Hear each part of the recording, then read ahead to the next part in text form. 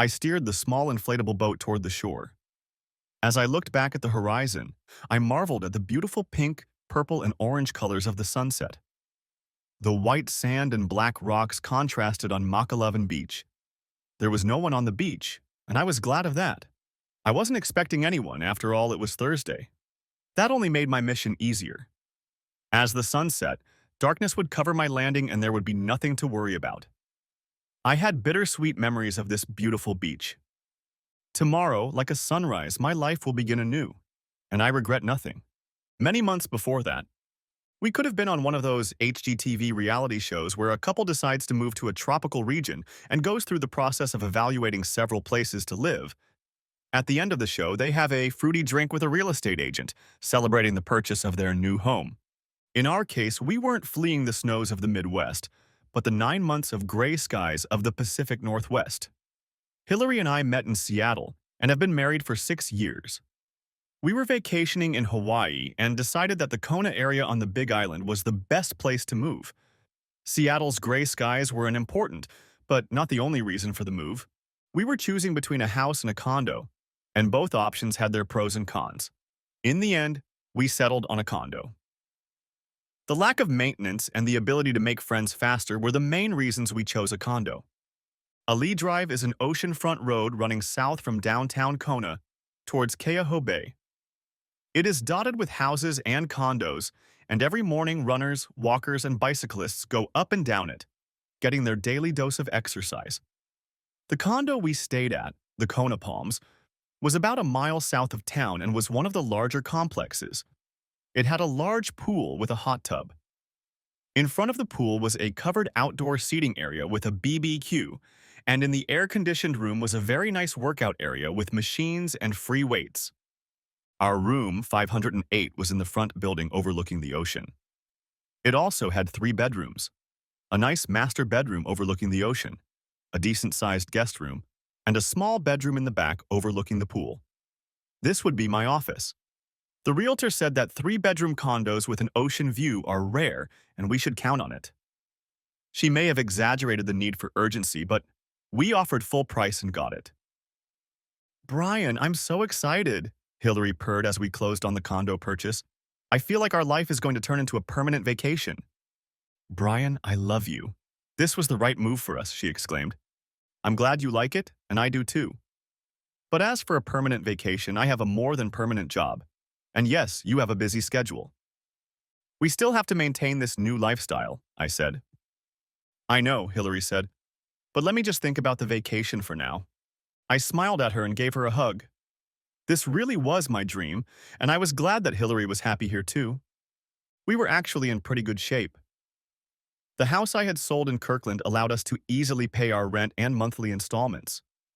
We had a good amount of equity left after the purchase, and we also had my secret account, which Hillary didn't know about at the time. Hillary is an ER nurse, and because of her experience, she easily found a job at Kona County Hospital. She negotiated a shift schedule of 3 10-hour day shifts. I am a commodities broker. I can live anywhere. For the first 10 years, I worked in an office in downtown Seattle. The knowledge I gained from the veterans in that office allows me to work remotely now. By the time we got the keys and moved in, we had spent about 8 weeks on the Big Island. We were getting used to a new way of life. I had to keep an eye on the markets and socialize with people on the mainland. I was usually up at 4 a.m. and working in my office by 5. Hillary worked Monday through Wednesday from 7 a.m. to 6 p.m. On Thursday, she would rest and recuperate, and by Friday, she would go into vacation mode. I knew her job was challenging and stressful. When I could, I would leave early on Thursdays and Fridays and we would start our weekend. We moved in on a Wednesday and, in the process, met a few new neighbors. Everyone seemed friendly and the people varied. Older, younger, singles, couples, different ethnicities. We learned that the condo was hosting a Pauhana night this Friday. Everyone would gather in the pool area around 6 o'clock p.m. There was food, sometimes music, and all at will. Apparently, it happened a couple times a month and was related to different events or themes. Everything was planned through the general manager of the condo. We entered the restaurant around 6:30 with a chilled bottle of white wine and a 6-pack of beer in an ice chest. We found a free table and sat down. We met a lot of people and everyone seemed nice with varying degrees of friendliness. The place definitely had its heroes. One of the first people we met were Clarence and Lynn. They are a gay couple who moved from San Francisco. They live at the Palms full-time. Clarence is a large, older black man who taught economics at the University of California at Berkeley. Lynn was a stockbroker who retired in his early 50s. I got the impression that money was not a problem for them. Then we met Bob and Ramona Platt. They were in their 50s, originally from Texas, and had lived here for a short time. Bob was a builder and made his money in land development in and around Houston. Both were a little overweight, dressed in bright-colored shirts, good-natured, and seemed to like whiskey. I like everything about Hawaii, but I can't stand the flowery shirts. Another interesting couple was Banks Redmond and Chloe Davenport. They're married. We learned that Chloe works as a VP at a large bank in Southern California, and Banks is a psychologist by training, but also considers himself a real estate developer/investor. Chloe seems to be shuttling back and forth between Hawaii and Los Angeles. According to Banks, for now, he's working full-time at the Palms. I have a project I'm working on locally in Hilo. We can drive down there sometime and take a look if you want, Banks explained. Banks looked about 5 or 6 years older than me. He was in his late 30s or maybe 40s. Chloe looked a little older. She was a slim and attractive woman with a serious expression on her face. Blonde with fair skin. She looked rich, which, as we later found out, she was. Banks was swarthy, probably of Mediterranean descent. He was a few inches taller than me, about 6 feet 2 inches, very tanned and in good shape. He had a scruffy appearance, but so far he was a nice guy. I met a lot of other people at Pauhana, but I had a long conversation with Banks. He told me that he counseled people informally. He called himself a relationship specialist, whatever that means. He was interesting and had some charisma. He asked about my business and how we chose Kona as a place to live. While we were talking, I noticed that Hillary hadn't been at our table in a while and casually glanced over to see where she was. She was talking to a young, skinny surfer with a deep tan and curly blonde hair. He looked to be in his early 20s. They were laughing and standing quite close. Banks noticed me watching them. "That's Corey White," he told me. "He goes after women in Palms," Banks explained. "What?" I said. "Yeah, a young, good-looking guy like that pounces on female tourists and has a lot of fun," Banks continued. I stood up to intervene.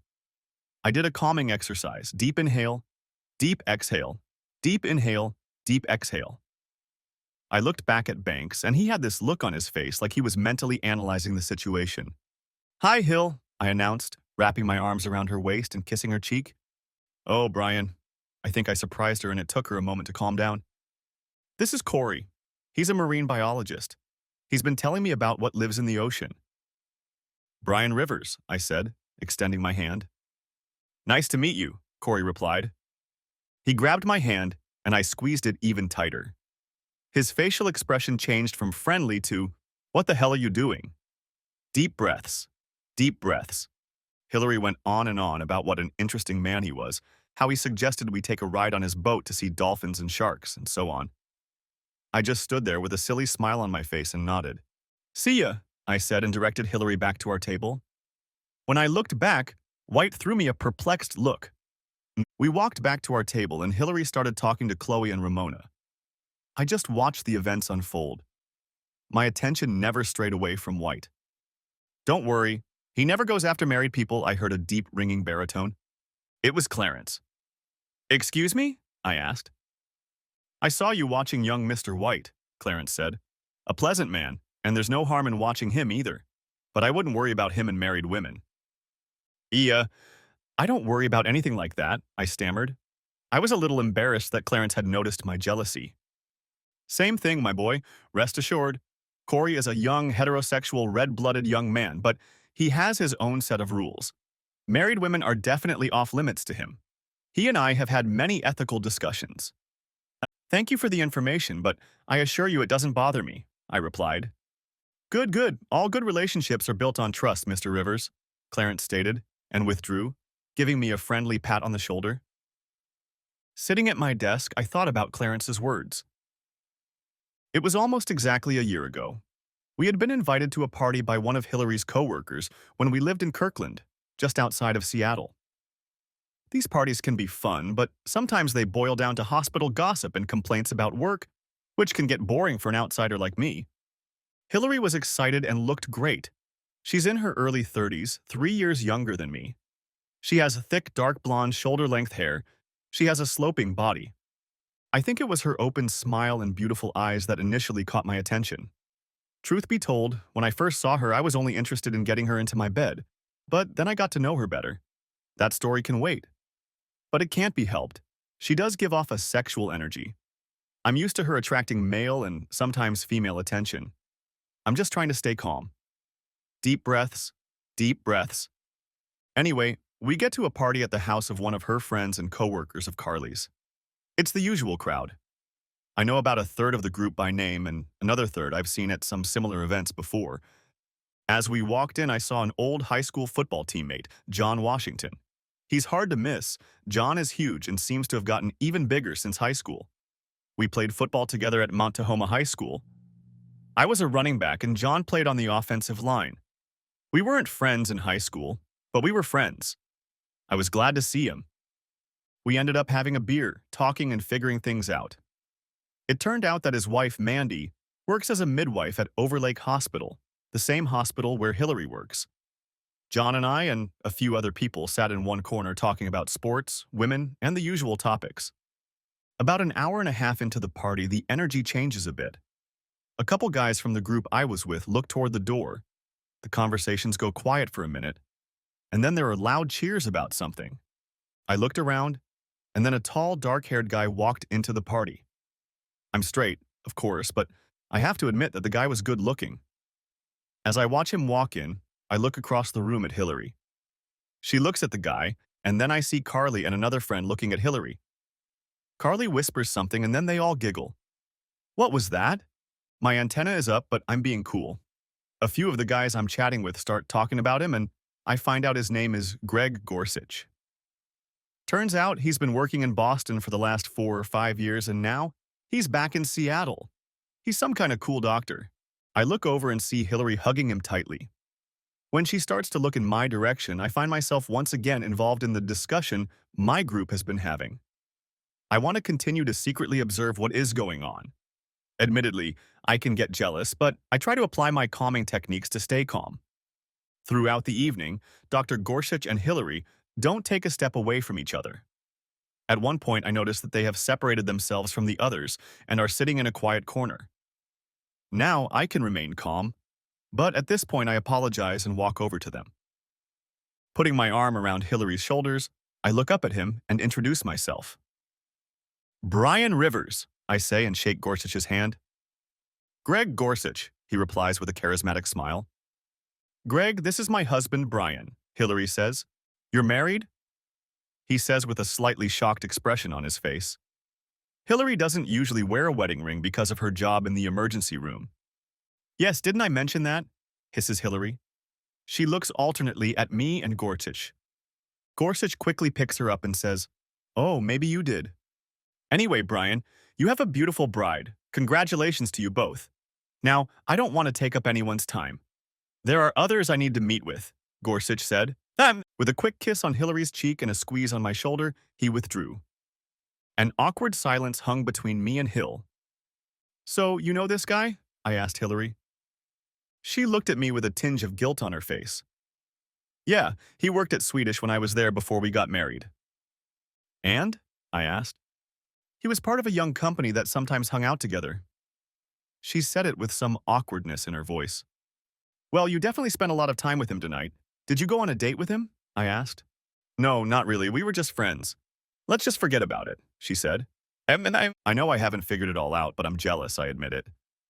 But sometimes she gives me reason to be jealous. She's never done anything, but she's flirtatious. And I know she had a bit of a wild past. I didn't know all the stories, but I heard some things. About 3 weeks after the party, I got an unexpected phone call from my old high school buddy, John Washington. John's office is near mine, in downtown Seattle, and he asked me to meet him for a beer at one of the downtown bars after work. Sure, John, I'd love to. I say that's a little weird. I like John, but we've never been close friends. When I ask him what's up, he just says, we'll talk tonight. I met John at Pinecone, an upscale bar near Pioneer Square. We ordered beers and I asked what the deal was. Brian, it's none of my business, but you're my friend and it's my responsibility to let you know what's going on, he said. Shall we get on with it? I was confused. What's going on? I was starting to get worked up. Calm down and let me explain, John replied. A deep breath in, a deep exhale. Mandy works with your wife at Overlake. Remember that guy all the girls were looking at Carly's party a few weeks ago? He asked. Who? I asked, but thought I already knew. You know, Mr. GQ from the soap opera who is fashionably late, he explained. Yeah, I know who you mean, Greg. What about him? I didn't like where this was going. I was starting to get angry and John could sense it. Calm down, Brian. Let me get to the point. John calmly continued. Mandy said this guy is in Overlake right now. Apparently, your wife has had lunch with him a few times alone. Mandy says they always sit alone in the cafeteria, away from everyone else. So far, so good. Not too bad. And she says they look too cozy, and this guy has a reputation. What kind of reputation? I asked. Though I had a pretty good idea. I know his type. And tall, handsome ladies of the male type usually get any woman they want. Mandy also said she'd heard like they'd had some kind of relationship in the past. What kind of relationship? I asked. Mandy didn't know. That's all she heard, John replied. Hillary and I talked about old boyfriends and my old girlfriends, but I'd never heard of Dr. Greg until that party. He's a player, John said. Mandy stays away from him. Did something happen to Hillary that she saw? I asked John. Mandy didn't think so, but on Thursday this week a group of them are going out after work. Your wife tried to get Mandy to go with her, but she refused. And when Mandy tried to say something to your wife about Mr. Wimpyhound, your wife just laughed and said he was harmless. Look, you're my friend and teammate, and I'm only relaying what Mandy told me. But if I were you, I'd definitely make sure all this cozy business stopped. John exclaimed. He took a drink and I told him that the beer was on me and that I was going to sit for a few minutes. We said goodbye and he wished me luck. My initial reaction was to go home and crash with her. But what to say? That I'd heard she'd had lunch with an old friend a few times. She would accuse me of jealousy and immaturity. Plan B was to see what would happen Thursday night. For the next few days, I was to keep a low profile and pretend nothing happened. On Wednesday after work, she told me about the meeting on Thursday. According to Hillary, a group of nurses were going out for drinks and possibly a bite to eat. She said I would be dining alone that night. I had a plan. I purposely didn't ask where they were going. Interestingly, she didn't offer that information either. Later that night, I texted John and asked him to ask Mandy to find out where the afterwork party would be and that Mandy not inform Hillary of my request. He hummed approvingly and said he would text me the location tomorrow. Just after noon, I got a text from John. Belinda will be at Bellevue at 6 p.m. Thanks, sent me back. During the day on Thursday, I had no calls or messages from Hill. After work, I went to my gym and worked out. I left the gym around 7 o'clock and got to Belinda's house at 7:30. I ordered takeout food. Their food is actually pretty good. The place looked busy and I saw Hillary's car in the parking lot. I walked in and told the waitress that I had an order. I was told to pay at the bar and that everything was almost ready. I noticed a group of people at a large table at the bar. As I slowly approached, I saw a few nurses I recognized, and in one corner sat Hillary and Dr. Greg. I couldn't tell if he was hugging her or just laying on the back of her chair. Either way, he was trying to occupy his territory. They seemed to be having a private conversation away from the rest of the group. I walked over and feigned surprise. Hillary, I exclaimed, and our eyes met. Brian, she almost shouted, what are you doing here? At that moment, several things happened. She pulled away from the doctor with a guilty look. He was furious that I had interrupted him, but then quickly put on a friendly and innocent look. He held out his hand for a handshake, but I ignored him. A few of the other nurses chuckled at the situation. Just looking for dinner, I said. Have a good time. At that point, I grabbed my food and left. As I pulled away, I saw the restaurant door open. Hillary saw me leaving. By the time I got home, I was very hungry. While I ate, I turned on SportsCenter and had a beer. I wondered how long it would take Hillary to get home. If everything was innocent, she would continue her evening and get home closer to evening. If, on the other hand, she was feeling guilty, she would get home fairly quickly. My wait was not long. She walked in as if nothing had happened, but kept her eyes on me to gauge my mood. "Gosh, you surprised me at Belinda's," she said. "Why didn't you stay and visit me?" She added, "You looked like you were having a good time and I didn't want to bother you," I said with sarcastic innocence. "Well, you could have at least said hi to the others," she said. "Ha, the others," I said. "I only noticed your long-lost doctor friend," I replied.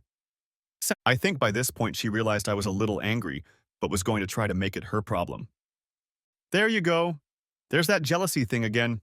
Greg is a friend of mine that I haven't seen in a while and we've just been hanging out. Why do you always think every guy is trying to get in my pants? Other than at a party, I haven't seen him in years, and we were good friends when we were at Swedish Hospital." "Oh, I see," I say. "Other than at the party, you haven't had a chance to socialize with him at work, and that's what you did tonight?" I ask. "Exactly," she says. "So you don't get a chance to catch up at the hospital?" I repeat. "Brian, no. I'm busy at work," she states firmly, her voice getting a little louder. "Okay, so no dinners together. Not just the two of you in the corner of the cafeteria a few times in the last 3 weeks. So, just so I understand definitively, you haven't spent any one-on-one time with the guy they call a sissy?" I ask with feigned innocence. "Well, maybe," she replies meekly. "Forget it, Hillary. You lied to me. You know it, and I know it." I tell her quietly, but firmly. "What do you have to say for yourself?" I ask. She looks away, and that's when the tears start. She knows it's my weakness, and I can sense that she wants me to hug her and tell her it's going to be okay. Absolutely not. Like I said, Hillary is somewhat of a coquette, but at least to my knowledge, she has never lied to me. This has caused a crack to form in my trust in her. When I ask her to explain again, she runs upstairs crying. I realize again that she wants me to come and comfort her, but it doesn't happen. When I go upstairs, I see that she is in the guest bedroom. With my job, I am up and out of the house early, long before she gets up. At work, I am distracted, but I'm deciding some things in my life. With or without Hillary, I will leave the dreary weather of Washington State and move to Hawaii. Several people from my office have moved and are working remotely. One of my good buddies, Randy, who started working around the same time I did, lives in North Idaho and he loves it. He asks me all the time why I still go to the office. Why don't I live where I want to live, since an office in Seattle has no advantages? I have always loved beaches, and Hawaii is my favorite island. The weather, the ocean, the beaches, the people. We vacationed there every year, and I decided the Kona area was my favorite. Although Hillary liked Hawaii too, she didn't want to move. That was the cause for concern. After lunch, I got busy looking for properties in the Kona area. I usually get home before Hillary, but when I got home Friday night, she was already there. This is going to be interesting, I thought. "Hi, honey," she called out to me as I walked into the house. "I've got salmon on the barbecue. Do you want a beer?" I walked into the kitchen, and she acted like Thursday never happened. I took the beer from her, but didn't kiss her. "I took the day off, the house needed to be cleaned, and I'd like to have dinner at home tonight. Sound good?" she asked. I sat up and looked at her. "What, she asked. "I'm still waiting for an explanation after you lied to me yesterday," I stated. "Brian, I didn't lie. I was just confused. I knew you were angry and I didn't want to upset you anymore." She tried to brush it off. "So, what do you want? Teriyaki sauce or dry rub for the salmon?" she asked. "All right, I don't care about the damn salmon. I want to know why you lied to me," I said. I rarely use profanity, so she realized I was furious. "What's the big deal?" she objected. "Greg was at the restaurant and we were talking. I'm allowed to have friends, or you're too insecure for that." She went on the offensive. I was starting to get angry. My therapist whispered in my ear. I was mentally breathing deeply. Deep breathing. "Here are the facts. You spent over an hour with this guy at Carly's party one-on-one, and he didn't know we were married. The subject never came up once during the entire conversation. Fact 2. You regularly have lunch with him alone in the cafeteria, and it causes gossip in the workplace. Fact 3. You socialized with him at Belinda's separately from the rest of the group. And finally, fact 4. You lied to me about seeing him, just catching up. By my calculations, you had at least 6 hours to meet him one-on-one. So what's the big deal? She just sat there, looking down. Mentally, I prepared myself for the possibility that my marriage might fall apart and started thinking about starting fresh in Hawaii. I genuinely loved Hillary and loved everything we did together. But I couldn't stand the lies. I knew I was jealous, and if I didn't get the truth out of her, it would be over. She continued to be silent. Finally, I'm sorry, I've been unfair to you, but can I explain? She said. I sat back and waited. As you know, my father left when I was 10 years old. I've always needed a man's approval. I know you know that. Oh, in school, I always picked the bad boy jocks. I had a certain reputation. When I graduated from nursing school, all those bad boy jocks were transplanted by doctors. Confident alpha males turned me on even then, I'll admit. I knew some of that, but not all of it. When I got a job at Swedish Hospital after nursing school, there were a lot of young men there and we formed a sort of clique. Carly and some of the doctors were in it, including Greg. I dated a few, but nothing held up. It seemed like all they wanted was sex. I didn't know if I wanted to hear so many details. All the women were attracted to Greg, and he was a bit of a player. I think I was into him too. I started dating one of his friends, Nick Gardner, a radiologist. I soon realized it wasn't serious, but we continued dating for a few more months. I also learned that Nick and Greg were roommates and good friends. One night we were at a party, Nick and Greg was there too. I wasn't sure whose house it was. There was a lot of drinking going on, and apparently Nick talked me into going to one of the bedrooms upstairs. I had a few drinks too. That's definitely TMI, but I had to hear how it all ended. We were doing it in someone's room, and when we were just laying there, Greg came into the room. He said it was by mistake. He must have had a lot to drink too. He sat down on the bed and started talking to us. Nick said he had to go to the bathroom and would be right back. I expected Greg to leave, but he didn't. Well, I kind of fell in love with him and he started proposing to me. Stop, I yell. You mean you had fun with him too? I ask. For a full minute, she doesn't say a word. Finally, sort of. At this point, she cries and I am furious. My wife is a whore? I don't know what to do. I guess the good news, if you can call it that, is that at least I learned the truth. No one would make this shit up. She then tells him that she feels awful the next morning. Nick asks if the three of them, her, him, and Greg, can get back together. She slaps him, and that's the end of their relationship. She learns from those around her that she is starting to get a bad reputation at the hospital. She quits partying and focuses on her career and the rest of her life. Not long after that, I met you, she says. You were dating a friend of his, I state firmly. I know I was so stupid, but I was in love with him, she howled. So you're still in love with him, is that what this is about? I asked. No, I love you. I was confused. Suddenly this guy I was once interested in was now interested in me. I would never do anything about it, it was just flattering. I tell her I need to think about it. We don't have dinner and I head out for a walk that ends up dragging on for hours. No wonder it's raining. A month ago, I was happy. Everything was going great. I had a wonderful woman as a wife and I didn't give a damn about anything. Now I questioned my wife's morals and wasn't sure I trusted her. One thing I knew for sure was that I would definitely leave Puget Sound for Hawaii, with or without Hillary. In fact, I knew she was a little wild before we got married. But having fun with a guy and his roommate, that was pretty depraved. On the other hand, we weren't married and didn't even know each other at the time. I had a few casual sexual liaisons before we got married. When I finally made it home, I was confused about several things. One thing I was sure of. I was moving to Hawaii. The next few days were pretty stressful. I was still trying to figure out what to do about Hillary. I believed she wasn't doing anything about this Greg thing, but I believed she was getting too close to him. At one point on Saturday afternoon, I was ready to divorce her and move to Hawaii. A fresh start. On the other hand, I thought back to all the wonderful vacations Hillary and I had spent in Hawaii. The thought of being there without her wasn't as good as it was with her. I'd have to think about what to do. Apparently, we stayed together and moved in together. Hillary swore her love for me and denied any attraction to Greg. I wanted to believe her, and I kinda did. I had to keep an eye on her.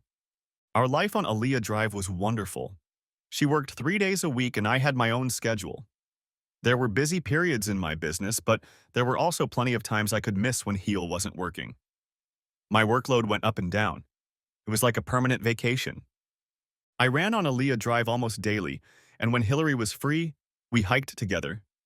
We explored the island and found beautiful waterfalls, jungles, majestic vistas, and amazing beaches. One of the things about the Big Island is that it is the newest island in the Hawaiian island chain. Therefore, there are fewer beaches here. The good beaches had to be reached by car, but they were worth it. Two of our favorite beaches were Kua Bay and Hapuna Beach, but we especially liked Makalawena Beach, M Beach. This Thursday, we decided to explore Beach M. At that point, we hadn't been there yet. Following the directions of the guidebook, we turned onto the road leading to this beach. Across the road was a chain and a sign that read, "Closed for walking." From where we were staying, we could see the ocean, and it seemed like it was only a mile or so away. We decided to walk along the lava rock to see it. It was definitely worth it. M Beach is beautiful. Fine white sand and blue-green ocean. It was spectacular. We walked up and down the beach and realized that there was no one else on the entire beach. Probably because everyone knew the road was closed on Thursdays. We picked a spot to sit in the sun and enjoy the beach. After a while, I felt like cooling off. I went for a swim, and when I came back, she suggested we have some fun. She just laughed and said, "Since there's no one else, why not?" I can't believe we just made love to my wife on the beach. And we stayed on the beach for a few more hours and then headed back to the car. After we got home, Hillary went to take a shower. What a wonderful day. I felt like I had made the right choice in moving to Hawaii and the right choice in staying with Hillary. The next day, as I leave the training room, I notice Banks on the lawn, slowly and carefully performing a martial arts kata. He's wearing only shorts, shoes, and a t-shirt. The guy is in good shape. His skin is a golden brown color. I remembered that he has an elegant look. Not like me, a little more stocky and muscular. As I was leaving, he called out to me, "Brian, how are you doing?" We started talking and ended up planning dinner for Friday night. No pauhana this week. We grab a bite to eat at a place in town, and on the way back, we stop for a drink at Don the Beachcomber. Banks tells me about his development project near Pahoa on the Hilo side. He has a development plan for the site he purchased. He also talks about his counseling practice. He says his mission is to help couples build more fulfilling relationships. He says his clients usually don't pay, and that he is approached by word of mouth. My goal is to help people explore all that life has to offer, not to be limited by other people's ideas and rules, he said. If you and Hillary would like to schedule a session, we can discuss these concepts in more detail. He continued with genuine charm. "I'll think about it," I said. I really didn't understand what he was talking about. Once we got home, Hillary told me about her conversation with Chloe. She seems like a smart woman, but she let slip a couple times about Banks. Hillary also said that Chloe went out of her way to let her know that it was her money that paid for a lot of their lifestyle. Interesting.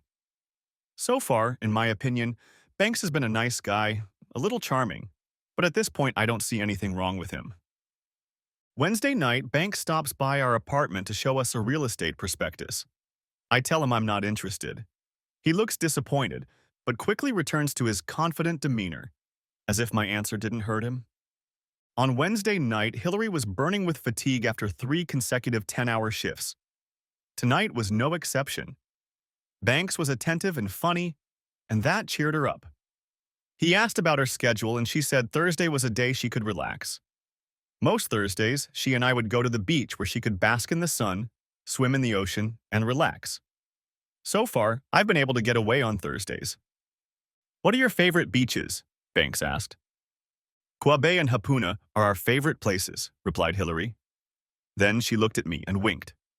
We had visited M Beach several times since our first visit. Eventually, we invited Banks to join us in Kauai. I wanted her to continue to get to know Banks as much as I did.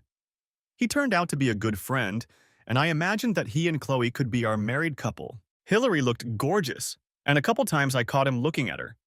I couldn't blame him, but the little flame of jealousy flared up briefly. At one point, I got hot and went for a swim.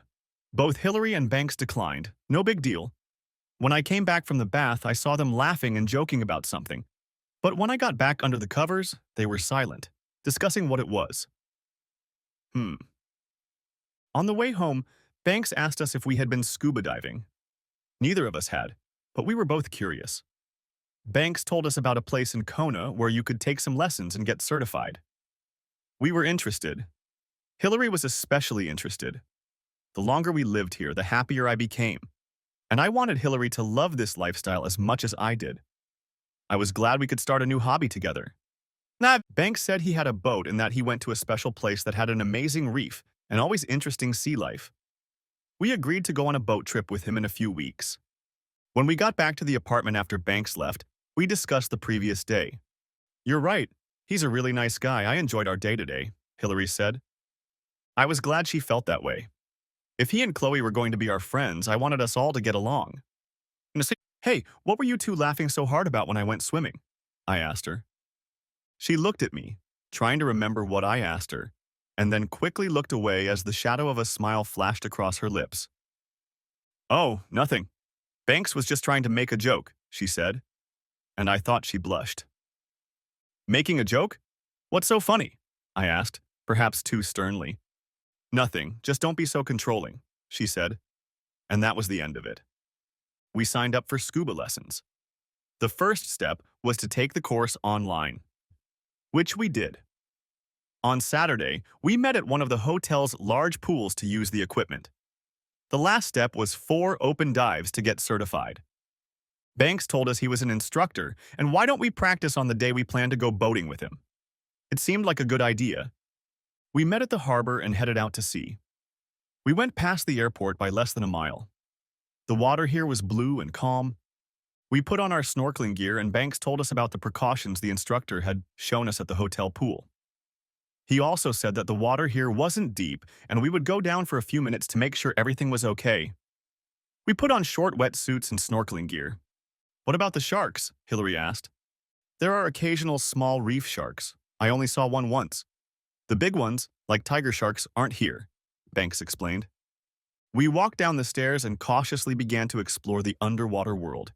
It was beautiful. I had no trouble breathing. "This is really cool," I thought. I started to dive deeper and felt a pain in my sinuses pressing on my head. I tried to ignore it, but the deeper I went, the more excruciating it became. I had to surface. Even on the surface, it wouldn't go away. I had to get out. I sat in the boat with no gear and gradually began to feel better. It seemed that my blood pressure was down. After a few minutes, Banks and Hillary came out of the water and asked what was going on. I explained that I had a headache. Hillary started to go up the ramp to check on me, but I told them to keep diving. I was going to be fine. After briefly talking to me, I told them I was fine. They continued diving. After about half an hour, they surfaced. Hillary was so excited and seemed to be having a great time. I really hoped that the cause of my discomfort did not persist. As a thank you, we took Banks out to dinner. Over the past few weeks, we have developed a very friendly relationship. When we came to Hawaii, I wanted to make good friends and have a social life. It seemed like we were moving in the right direction. Every now and then, the fact that Hillary was comfortable with Banks caused flashes of jealousy, but I knew that was my problem and tried to suppress those feelings. Friday night was Pau Hana night again at the Palms restaurant. We found ourselves at a large table with Clarence and Lynn, the Platt family, and the Bankses. "Is Chloe coming?" I asked Banks. "No. Unfortunately, she's in LA for the next few weeks. Probably on business for a major bank," he replied.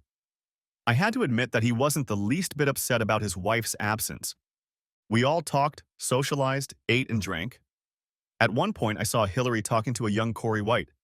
I waited a few minutes and joined them. They were talking about scuba diving. She told him about my problems, and he recognized that it was a real problem, and that some people suffer from that kind of pressure. At this point, a gorgeous blonde woman approached us. Corey introduced us. "This is my older sister, Kiki. She doesn't work at the Palms full-time, but lives in our family condo when she's in Hawaii," Corey said. "She is blonde, slender, and beautiful. A walking Barbie doll." We find out she's an independent IT professional and has a condo in Santa Clara, too. During our brief conversation, I learned that she is divorced. I love Hawaii and try to come here as often as possible, she says. I start revisiting my first impression of Corey. He seems like a pretty solid guy. That's when Banks shows up and the mood immediately changes.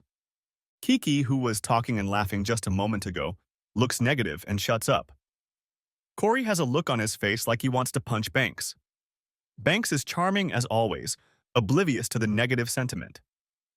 What's going on here? Kiki excuses herself and Corey walks away without saying a word. That was weird. We start talking about scuba diving and Hillary talks about how much she enjoyed it.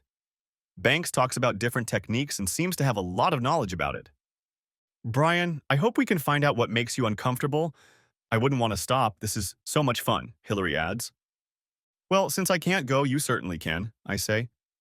He's right, and I'd be happy to be your tour guide, Banks adds.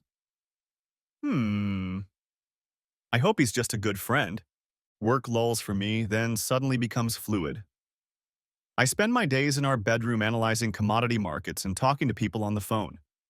One of the keys to my success is the ability to dig deep. Weather events such as a tornado, drought, or flood can quickly change commodity prices. A few percentage points to one side or the other can make or lose big money. One of my high school friends, Dan Bain, is a climate scientist. To put it bluntly, Dan is very nerdy and very smart at the same time. He has all these weather forecasts for months in advance. Dan also still lives at home and doesn't use the phone. You'll have to meet him in person. Like I said, he's weird. There's an agricultural conference in Seattle in a few weeks. That kind of information might be helpful too. I plan to attend the 2-day conference and then stop by Dan's relatives in Federal Way and talk to Dan about a 3-day trip. Hillary might want to spend a few days in Seattle. I called my sales manager in the Seattle office and told him my plans. Brian, I think it's a great idea. It will fit well with our mentoring program that starts next Monday, my sales manager said. I had completely forgotten about this commitment. When I informed them of my move, my company had an ironclad rule about mentoring new employees.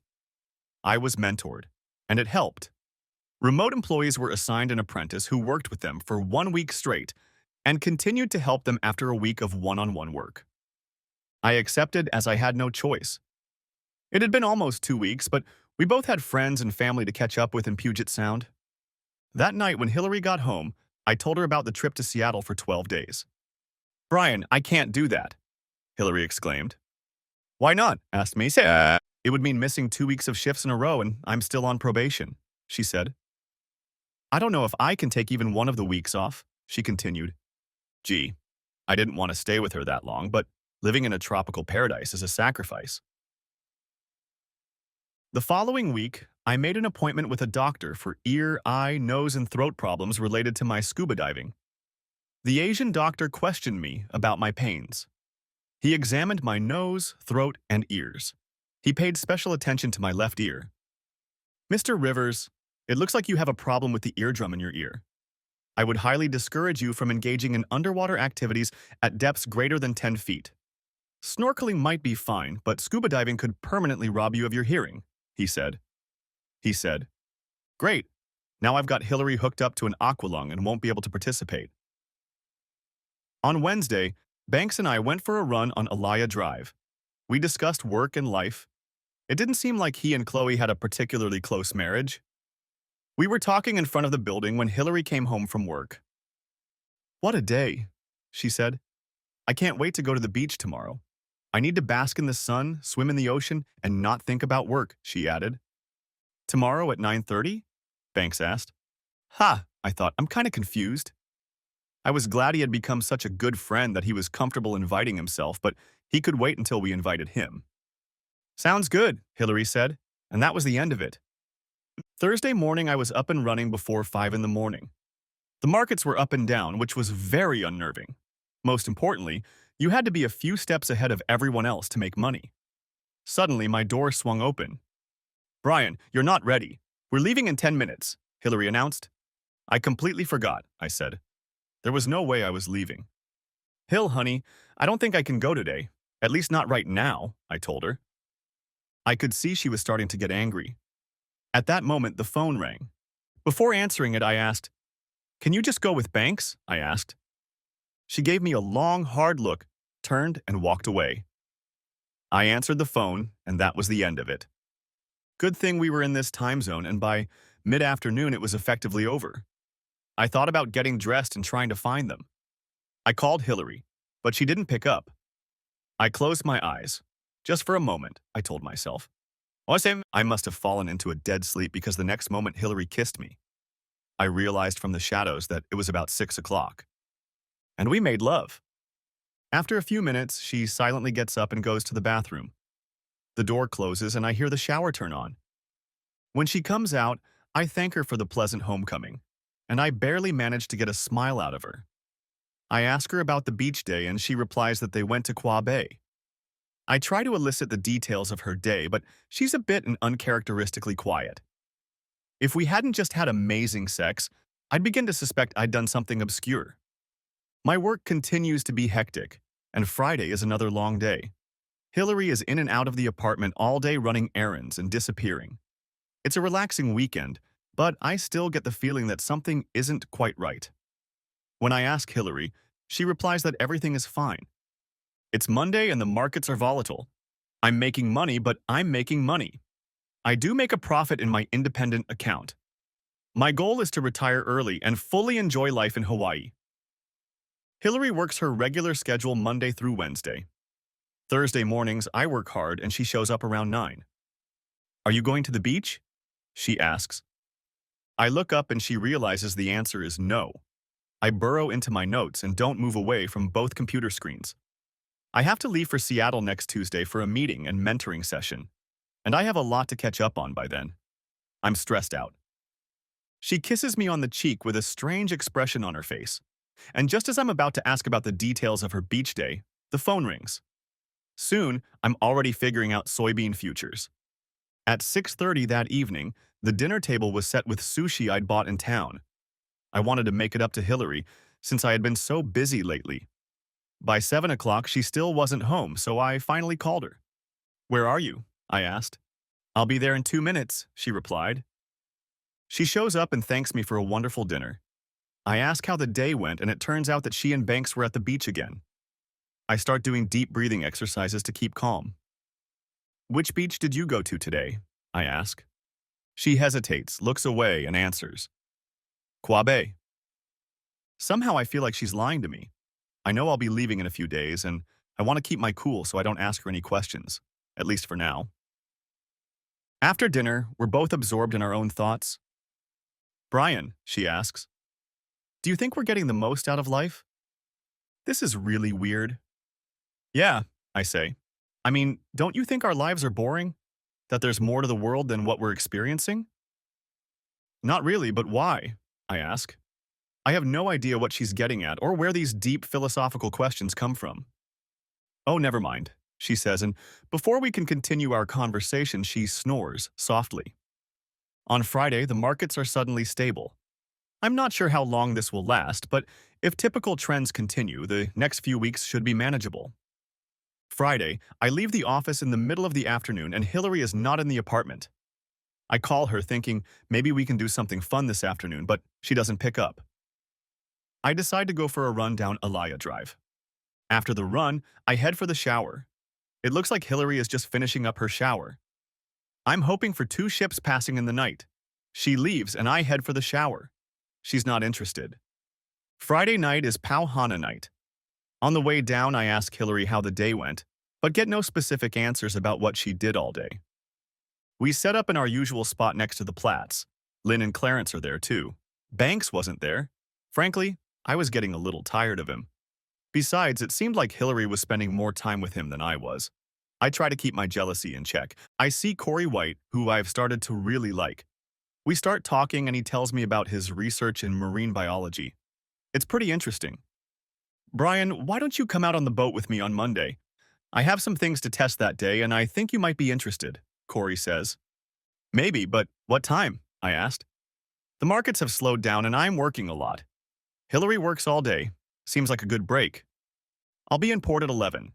If you know where Redmond moors his boat, I'm a couple slipways down. That's the Konkiki. You won't miss it. If you're not there by 11:30, I'll assume something's up, he tells me. When I walk back to our table, I don't see Hillary. I try to act casual, but there's no way I can spot her. I talk to Clarence and Lynn, occasionally looking over their shoulder for Hillary. After a few minutes, Clarence says, I think I saw your fiancé by the pool. Oh, I say, and quickly glance in that direction before I can contain myself. Don't worry, your friend Mr. Redmond was with her, Lynn adds, perhaps with a note of sarcasm. Go, my boy, go find her. Clarence dismisses me, and I walk away. When I approach them, they seem to be having a tense conversation. I'm not sure I like the way Hillary looks at him, as if every word he says has a serious meaning. They don't notice me until I'm practically right next to them. When they see me, Hillary looks flustered, like she's been caught doing something wrong. Banks is his charming personality. I'm starting to see that charm in a different context. Brian? Banks exclaims and climbs up for a hug. I don't reciprocate him. What is this seclusion away from events? I ask. Hillary still says nothing and looks like she's at a loss. Banks enters the conversation. Sometimes the old gang gets a little stale, he says. I was just describing to Hill some of my self-actualization exercises. With her busy profession, there are many ways to stay calm and deal with stress, he reflects. Hillary looks at me expectantly, hoping I'll believe all the nonsense that just came out of his mouth. And Hill, since when do they know each other so well? Actually, Brian, we were discussing the possibility that the three of us should go to some counseling to broaden our outlook on life. Like I said, I don't charge money for my sessions. This is my gift to humanity. He continues. I look directly at Hillary and say, I'm going back to our friends, have 2 more beers and go home. You can join me if you want. I deliberately ignore Banks and all the nonsense he just said. A gift to humanity? I walk back to our table and about 30 seconds later, Hillary is next to me. Why were you so mean to Banks? He's your good friend, she asks in a quiet but firm voice. I sit for a moment, then say, I'm starting to sense something from him that I don't really like. What are you talking about? She asked. With all the stress that's been going on in my life lately, and knowing that I'm leaving for Seattle in a few days for almost 2 weeks, I really don't want to get into a conversation with her. I'm making a silent vow to myself to distance myself from it as soon as I get back from my business trip. Hillary and I are going to have a serious talk when I get back too. Never mind, I say. On Monday, I joined Corey on the Konkiki yacht. We talked about his work, the ocean, and marine life in the area. It's really quite interesting, and he seems to be passionate about it. I'm working on a project with tiger sharks in the Hawaiian Islands area. I'm working with the Hawaii Institute of Marine Biology. We've developed an experimental attractant that I believe will quickly lure sharks to the injection site. If we find out what attracts them, we hope to redesign the process and create an effective repellent. I've actually never tried that combination. Brian, you'll be the first witness to this test. Corey pulled what looked like an 8-ounce bottle out of the styrofoam cooler. He lowered a protein ball made from fish innards and seaweed into the water, then poured about half the container over it and let it go. He then set a timer on his watch. Corey told me that sharks have an exceptional sense of smell and that tiger sharks can pick up odors up to a mile away. We watched and waited. Nothing was happening yet. Just wait, I'm sure of it, he assured me. Suddenly, the surface of the ocean seemed to change and come alive. I saw my first dorsal fin, then another, and another. The protein globules were suddenly attacked and devoured with terrible force. It was exciting and frightening. Corey explained that the tiger shark feeds indiscriminately. It has huge, powerful jaws that can crack the shell of a turtle. Tiger sharks can reach 15 feet in length and are second only to the great white shark in size. They are considered primates among predators. The boat was bumped a couple times, but within 15 minutes the sea was calm again. That was exciting, I said to Corey. He looked pleased with the results and spent some time typing on his tablet. It certainly doesn't make me want to get in the water anytime soon, I said. It was a very unnatural situation, Corey told me. Without the attractant, we would never have been able to lure the sharks down here.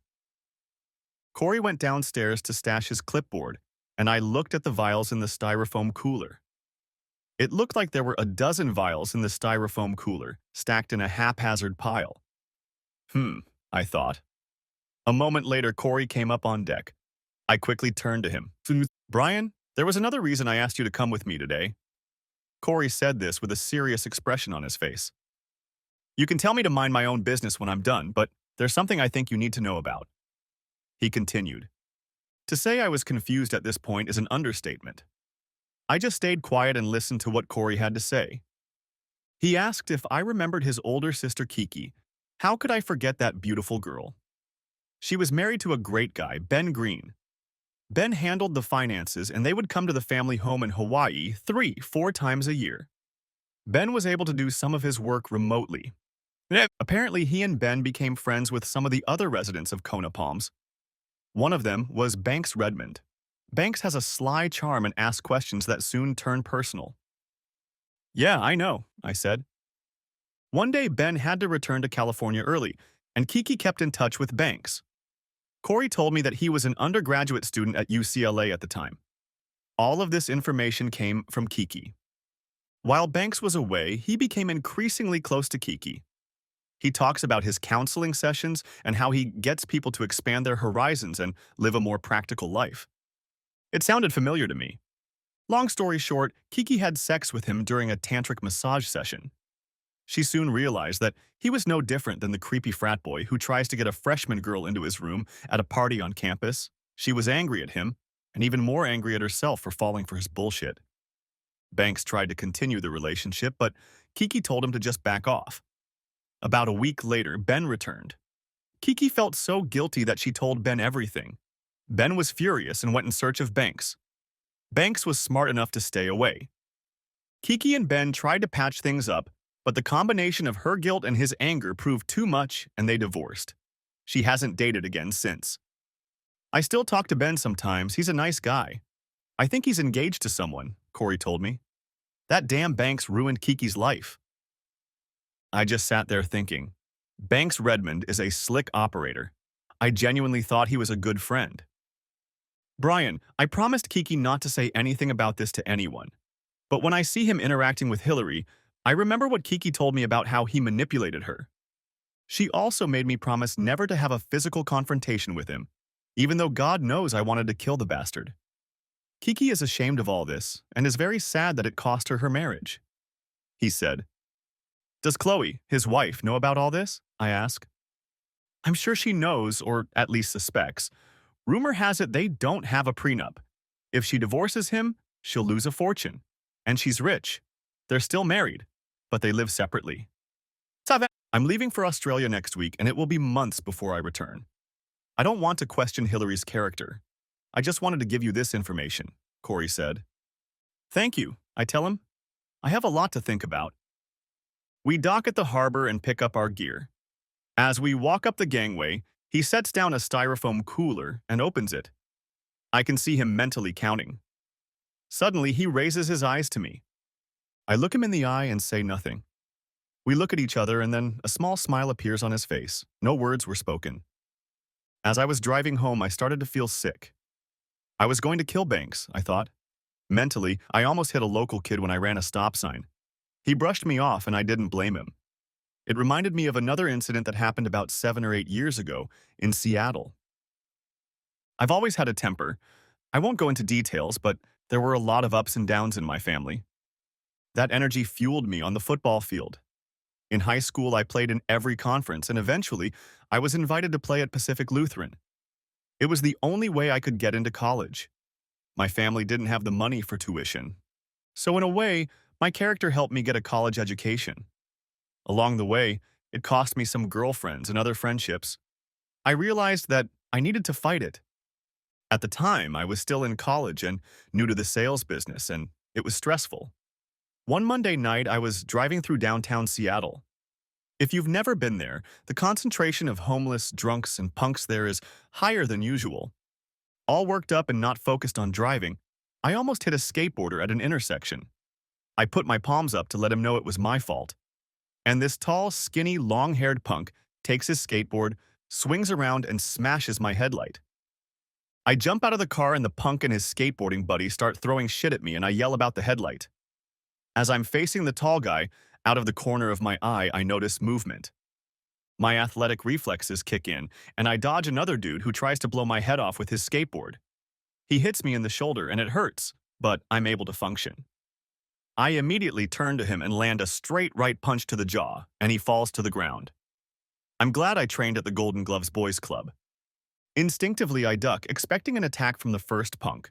Once again, I dodge a skateboard aimed at my head. Are these punks practicing to use these things as weapons? He raises it again to try and attack, and I punch him hard in the face. I hear something break. In a blind rage, I continue to punch the son of a bitch. I must have managed 3 or 4 more shots before I'm grabbed from behind. It's the cops. I end up in the back of a cop car. Outside, an ambulance pulls up, and on the other side of the intersection is another police car with its lights on. There are a lot of people around wanting to see what's going on. I pray that no one recognizes me. Luckily, there are witnesses who tell the police that I was attacked first, with 2 of them and 1 of me. Someone even has a cell phone video that shows they were the instigators. They collected my details and let me go. They said I would be contacted in the next few days. The next day in the afternoon, I received a call from the police. They asked me to come later in the afternoon to make a statement, so I came. Here's what happened. There was no doubt in anyone's mind that I was defending myself. There was plenty of evidence to back it up. It turned out that the first guy I hit has a dislocated jaw and will need extensive dental work to repair his shattered mouth. The second guy has a broken nose and orbital bone. Because of the severity of the beating, I need to see a drug specialist. We had a long talk and she said no charges would be filed against me, but I would have to have mandatory counseling with a psychiatrist. Anger management is part of mental health. For the next 8 weeks, I was signed up for group therapy every Wednesday night at Swedish Hospital. I probably could have resisted, but I knew something had to be done. Truth be told, this counseling really helped me and changed my life in several ways. I have learned to stop myself when I get angry, slow down, think through the situation, analyze it, and make a plan. In doing so, I take deep breaths to slow down. Deep breaths. Deep breaths. It really helps. Friends and people at work have commented that I seem more relaxed. I'm in a good mood more often. I didn't get angry as often and laughed more. I also started to attract more women. Perhaps they used to be scared off by my anger. Speaking of women, it was at Swedish Hospital that I met Hillary. I used to notice her in the hallways, this incredibly beautiful woman with a tinge of sadness. One evening after a consultation, I offered to take her out for coffee and she, to my surprise, agreed. I truly believe. If it wasn't for the counseling I received, I never would have asked her to do it. My goal was to get her into bed, which we eventually did, but along the way, I started to like her. It was a little unclear to me if she liked me too, but she kept saying yes when I asked her out. She would tell me that I was different than others she had dated. At the time, I didn't know if that was a good thing or a bad thing. Eventually, we ended up in my bed, and she certainly knew what to do and was eager to tell me what she liked. As we lay side by side, she asked, "So this is our last date then?" and looked at me. I was actually contemplating an exit strategy. I liked her, and I had just found out she was great in bed, but I really wasn't looking for commitment. I must have procrastinated too long because she cried quietly. Wait, I said. No one talks about a last date, at least I don't. Now tell me, why all the tears? I asked. We talk and she tells me how wonderful I am, and that I'm so different from regular guys and that all doctors are narcissistic assholes. I don't ask her too often about all the asshole doctors, but I'm sure she has a few stories. I think of Hillary. She looks great. She's fun to be with. She has brains. She's not stupid. No real weaknesses. We continue to date, and as you've probably already realized, we're staying together. At least for now. Back to Hawaii and the current moment. At an intersection on Ali'i, I stopped to gather my thoughts. I don't know if anything has happened, but I now know Banks's course of action. My goal is to get Hillary and myself out of his net. After that, I will need to devise a serious plan for Hillary. As Clarence once told me, a good relationship is built on trust. Right now, our foundation is not as strong as I would like it to be. I'm considering canceling the trip, but I'm setting myself up for a big step forward in the next few weeks. The market is ripe for profit-taking.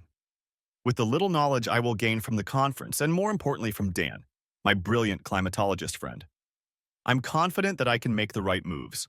I'm calm, I'm in observation mode, and I'm going to find out what the hell is going on with Hillary and Banks. She comes home Monday night and is in a bad mood. I'm trying to figure out how to approach her, but the time hasn't come yet.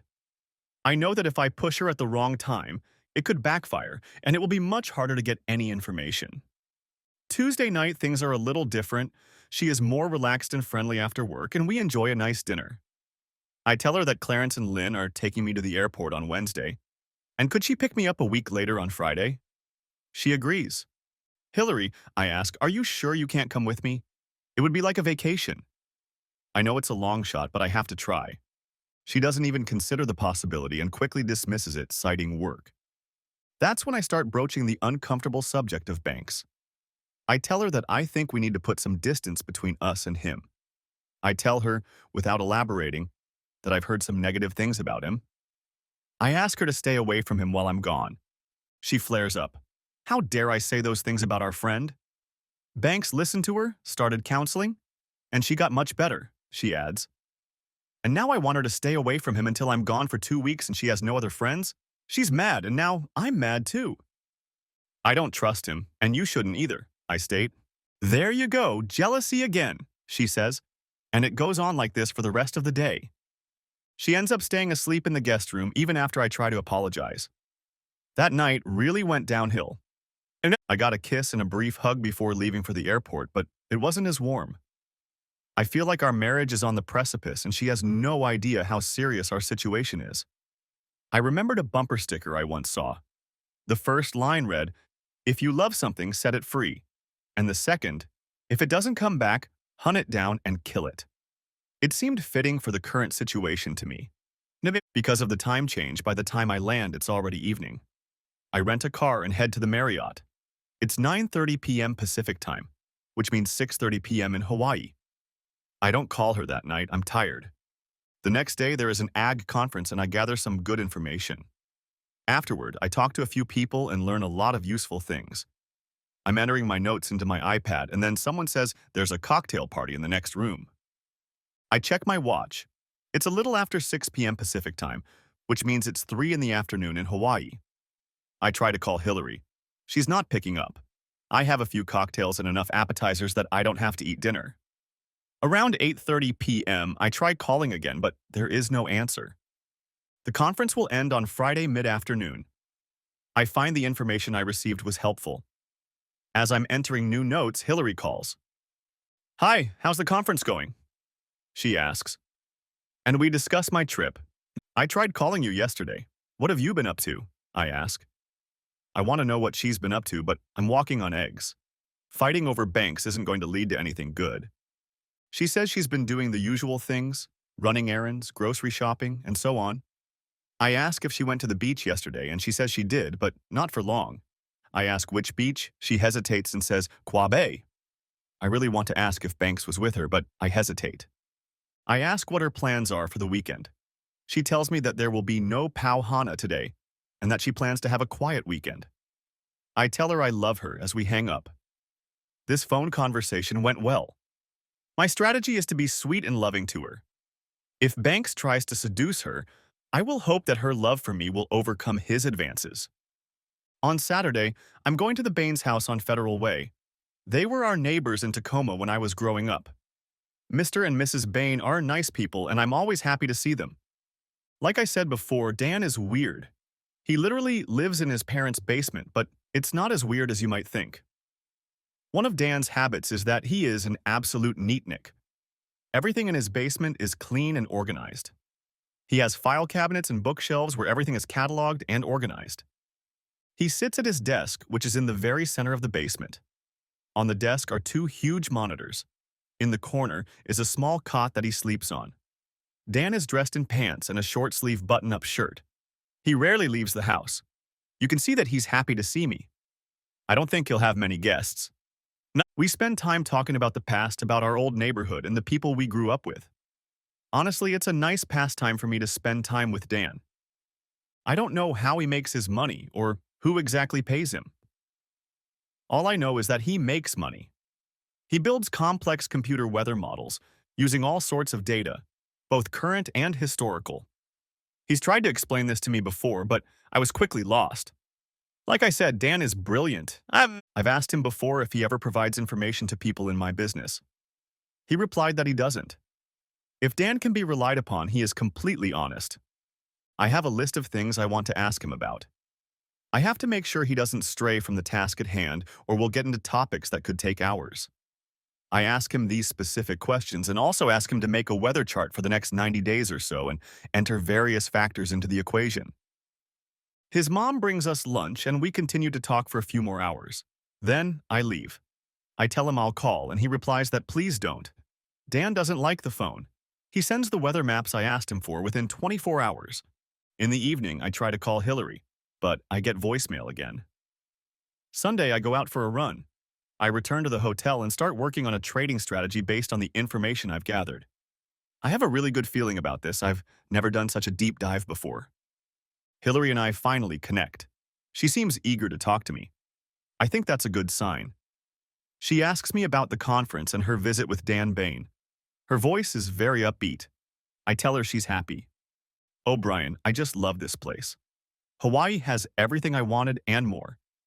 I love the weather. I love our condo. And even the job turned out better than I thought it would. I'm just thrilled with our decision to move. She exclaims, "That makes me happy." It was really my decision to move, and Hillary was a bit of a disagreement. I'm glad she likes Hawaii as much as I do. I ask her what has caused this sudden revitalization. I'm in touch with Banks, and he's helping me better understand myself and what life experiences are. She continues. I remain silent. I start to get angry. I take so many deep breaths I might pass out. I wonder what kind of shit this asshole is feeding her. Probably after hearing Corey's story. Oh, really? I say calmly. Tell me about how he's helping you, I ask, trying to stay as calm as possible. I sit and listen as she talks about how she feels, what life has to offer, how she is expanding her horizons and finding true happiness in all areas of her life, how Banks helps her realize things that explain some of her negative feelings. I'm starting to feel nauseous. I'm afraid I'm going to explode. I use one of my anger management techniques and calmly but firmly walk away from the conversation. I tell her I'll call her this week. I pondered the situation. Corey's story about Kiki kept playing in my head. I had a few options. 1. I could have booked a flight home and intervened. That was out of the question. I wouldn't do that. 2. I believe she loves me too much to give in to him. I'd say it's 50-50 at this point. 3. Accept the fact that they have had or will have sex and divorce her. This was painful to think about. I started to develop a plan. My mentoring week went well. My intern was a young man named Michael Rodriguez. Mike was a hard worker and eager to learn. I spent several hours each day learning my own trade. The markets were calm and Dan's weather forecasts were hitting the mark so far. I had a trading plan for the next few weeks that was going to make me a lot of money. Monday, I don't call Hillary, and she doesn't call me. I know she is working. Tuesday morning, she calls around 10 a.m. Pacific time. I'm at work, and we only talk for a few minutes. The exuberant excitement from our previous phone conversation continues. The week flies by quickly, and it's the end of the workday on Thursday. My plane leaves SeaTac tomorrow morning. I take my intern Michael Rodriguez out for a beer to celebrate his internship. It's a pleasant evening, and we talk mostly about the trade. On the way home, I'm relatively relaxed about learning about the Hillary Banks situation. If he and all his crap seduced her, it's over. What I will do next has yet to be formulated. If the seduction doesn't happen, my strategy will be to slowly and decisively cut Banks out of our lives. The flight arrives in Kona around 4 in the afternoon. One of the small things I like about Kona is the quaint airport. Everything is outside, few interior buildings. Hillary picks me up at the curb. Hillary is in a good mood. A little weird, but good. She talks a lot, laughs a lot, and smiles a lot. She asks me questions about the trip, and when I start telling her about Baines or my mentor or whatever, it's like she's not interested. She asks me another question before I even finish answering the previous one. It's weird. It's Friday, and there's a Pauhana event at the pool. I'm tired, but I ask her anyway if she wants to go. She says she doesn't care. I don't mind if we don't go, she says. This is weird too. Hillary loves any kind of party, and we haven't missed one since we've lived here. I think maybe there's some reason she doesn't want to attend these events. I think it would be fun, I say. I've been on the mainland too long, and I feel like having a couple glasses of Mai Tai, I add. Hillary is silent for a moment. I wouldn't mind being alone with you, she says and strokes my thigh. Okay, I say. We'll go away for an hour or so and then we'll get reacquainted, I state. Hillary doesn't say anything, but the matter is settled. We get down a little after 6 to the usual group. Everyone is in place, but so far I don't see Banks. It's a very typical night at the Pau Hana. We see Clarence and Lynn, the Platts, and Nishimura, the couple who moved here a few months ago. I know Corey is in Australia, but I see Kiki across the street and get up to talk to her. I know I can't say anything about her relationship with Banks. I promised Corey I wouldn't. We start talking, and she is very sweet. She tells me that she is staying at their family home indefinitely while Corey is in Australia. She explains that sometimes it's better to live in the condo while Corey is away. There's plenty of room, but sometimes I start to feel like a foster mom to my little brother and all his dates, she says with a laugh. After a while, I glance outside and Hillary is looking at me, frowning slightly. Maybe it's her turn to get a little jealous. Kiki and I continue talking for another half hour or so. Every now and then, I could feel the sadness slip in her as we moved on to some topic. I tell her how much I enjoyed talking to her, but I have to go home. As I leave, I get a brief but pleasant hug from her. Back at our table, I don't see Hillary. The ever-observant Clarence notices me looking for her. I think Mrs. Rivers left 15 minutes ago, he tells me. Oh, she must have gone back to the condo, I say, heading toward the house. Brian, he says. I think she was heading towards Mr. Redmond's house. Snip. And dear boy, it's none of my business, but while you were on the mainland, they spent a lot of time together. Clarence told me this with an expression of some concern. Nodding slowly as I absorbed this information, I turned to Clarence and gave him a brief hug, thanking him. He seemed a little surprised by the hug. I'm off to our condo hash 508. My next Mai Tai contains more rum than juice, and all the ones after that are mostly rum. It's not even 9 p.m. yet, and the alcohol and jet lag are already making me pass out.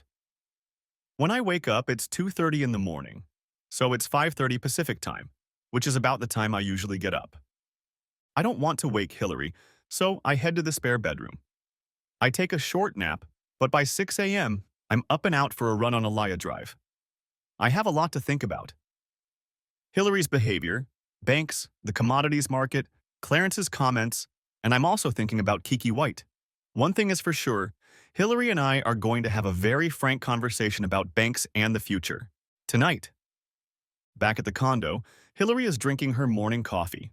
She smiles and asks how my run went. I reply that it was fine and then ask her about last night. What happened last night? I ask. I went back to the table and you were gone. Where did you go? I'm pretty sure she went to Banks's apartment. I just didn't have a lot to do last night. I just needed a break, she tells me. Well, you weren't here, I say. Where did you go? I ask. You know how it is sometimes. You just don't feel like being at a party. You looked like you were having a good time. I didn't want to ruin your fun. She told me with a brief smile. Hillary, for the third time, I say a little more forcefully but still calmly, where did you go? She pauses, looks at me, and then lowers her eyes. After about a minute, she says, I went to talk to Banks. I try to stay calm, but I'm starting to get angry. I say to her, so your husband was gone for almost 2 weeks and you ended up spending time with Banks? When I got home, you weren't yourself, she tells me. I'm furious. She's avoiding my questions, and her relationship with Banks is too close. It's ruined our marriage. I need to know the truth about what's going on. When I question her about her relationship with Banks, she finally says the following. He's counseling me. He really understands me. He shows me how to experience more and live a fuller life. When I'm with him, I'm calm. My stress evaporates, and I can physically relax. Why the hell was that asshole feeding her? I lose my temper, start yelling, and tell her I'm going to talk to him and settle this once and for all. We had a huge fight, and she left. I've decided not to go to Banks's apartment now. I'm practicing calming exercises. Deep breaths. Deep exhale. I can't afford the assault and battery charge right now. I'm hanging out at the condo, and Hillary's not coming back. I wouldn't be surprised if she's at Banks's. Earlier in the day, I text her telling her we need to have a serious talk. A few hours later, she replies that she'll be home at 6 p.m. and is ready to talk. I spend the entire afternoon planning my strategy. It basically boils down to what I was thinking while I was on the mainland. If she had sex with him, we're screwed. If she didn't, we cut him out of our lives. I have another plan for Banks. Doorbell rings at 6 o'clock. Why is she ringing the doorbell? When I open it, I see Hillary and her escort, Banks. He looks at me with a calm and smug expression on his face. I flare up, quickly going into calming exercises for several reasons, including to avoid hitting him. What the hell is he doing here? I ask. Hillary looks at me with an expression of patience. Banks and I have a lot to tell you, and it would be best if we discussed it together. Banks and I want to kick him out, but curiosity about what they're going to say takes over my initial impulse. I need to get to the bottom of this. I really need to know what's going on. Okay, I say, why don't you start telling me what's going on? We move into the living room. They're sitting on the couch facing me. I sit down in the only chair. Brian, you know I've had self-esteem issues my whole life, she says. She looks at me, waiting for a response. I just stare back at her dumbly. So, she continues, I'm starting to realize the origins of some of these problems. Banks is opening up this information to me. I feel so strong and happy. For the first time in my life, I feel truly happy. Are you telling me you're not happy in our marriage? I ask her. No, Brian, honey, I love you. You're wonderful. It's not about you. It's about me understanding myself, pushing my boundaries, and ultimately being a better life partner for you. Banks is teaching me so much, she says. I'm getting close, Brian. I'm almost to the point where I can live life to the fullest. She pleads. Outwardly, I'm calm, but inside, I'm more than angry. Her stupidity and his bullshit has gotten to me. Deep breath, come up with a plan. I sit back, calm, and say nothing. They probably think I don't understand. Brian, Banks cut in with a professorial look. There's a little kid living inside each of us seeking parental approval. Hillary has abandonment issues caused by being abandoned by her father. She used her looks to try to get that approval. What are we in our first year of psychology school? I wonder if this moron believes the nonsense that comes out of his mouth. He goes on and on about expanding horizons, breaking down personal barriers, and learning about all aspects of life. I'm starting to get tired of all of this and actually pass out. But then I notice one thing. Hillary is looking at him in a very different way than I saw her looking at Dr. Greg Gorsuch all those months ago. All his chatter seemed to have come to an end, and then he said something that shocked me. Hillary will stay with me for the next week, and we can get over the last hurdles and get her ready for a full life. What? I shrieked. You're moving in? I asked. It's hard to stay calm with news like this. Brian, honey. She's literally on her knees, clasping her hands together as if in prayer. It's only for a week or so, she pleads. At that, a hopeful smile appears on her face, as if she wants me to realize the importance of all of this. Are you sleeping with this guy? I ask. At this point, I need to sort through all this shit and realize what's really going on. Oh, Brian, sex isn't that important in the scheme of life, she says. Banks nods prudently, as if his student has learned his lesson, and the professor confirms it. Brian. Banks ponders. The human race has many ways of communicating. Sight, sound, hearing, and of course, touch. Old morals can limit people in what they can experience in order to live the most fulfilling life possible. Anyway, he just told me that they were having fun. I remember that first time at the beach when he looked at her in a bikini. Hillary, I say. I make one last attempt. Don't do this. You're my wife. We have some problems, but we can work through this. Don't leave me. Honey, she pleads. It's just a week. One little week out of our lives. I'll come back and be the best version of myself for you for the rest of our lives. She says this while looking at me with the same blissful smile on her face.